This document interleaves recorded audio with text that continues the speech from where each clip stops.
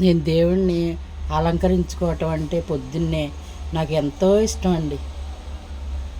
అందరికీ సాయిరామ్ అండి. గురువారం రోజు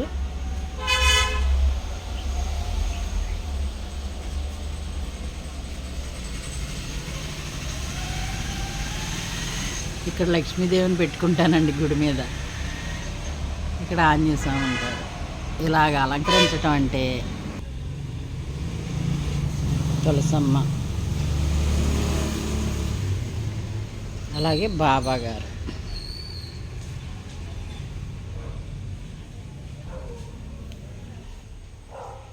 రెండు మామిడి తోరణాలు ప్రతి గురువారం కూడా బుధవారం సాయంకాలమే పెట్టేస్తాను.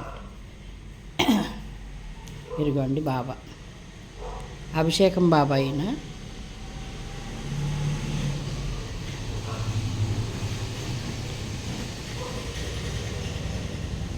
ఉయ్యాల్లో బాబా, వెంకన్న బాబు,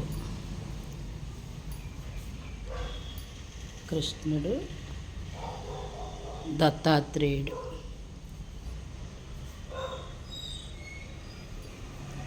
శ్రీపాద వల్లభుడు,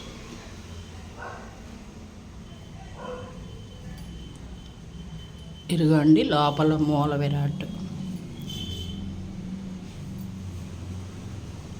ఆయన చూడండి, మనం ఇటు చూస్తుండట్టే చూసినట్టుంటారు. ఇలాగ అలంకరించటం అంటే నాకు ఎంత ఇష్టమో చెప్పలేనండి. నా జీవితం అంతా దేవుడి సేవకు అంకితం చేసేసుకుని అదే తరించాలని మనసుకు తాతహాగా ఉంటుందండి. ఓపుకున్నంత మేరకు అలా చేసుకుంటూనే ఉంటాను.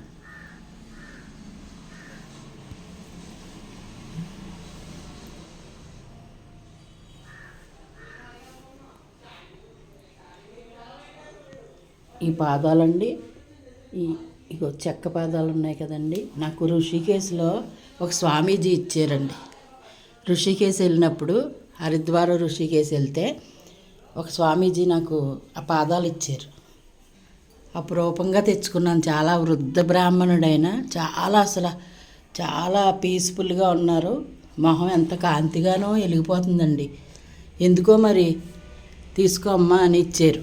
తెలుగు రాదండి ఆయనకి.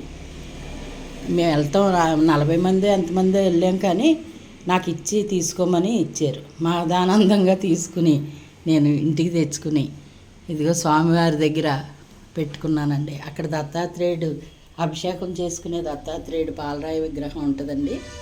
ఆయన ముందు ఆ పాదాలు పెట్టుకున్నానండి.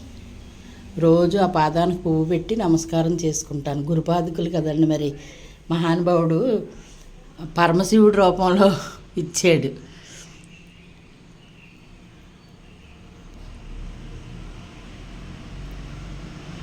ఈరోజు భోజనాలండి, ఒక 100 మందికి భోజనాలు.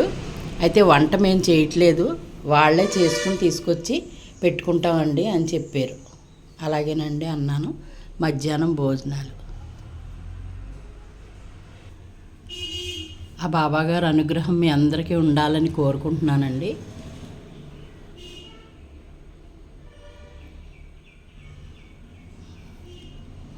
అలాగే మీకు చెప్పటం మర్చిపోయాను.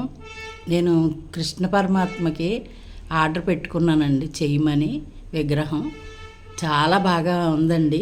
ఆ నమూనా చేయించుకుంటున్నాను. చేసిన తర్వాత కృష్ణాష్టమి రోజునే పెట్టుకోవాలి.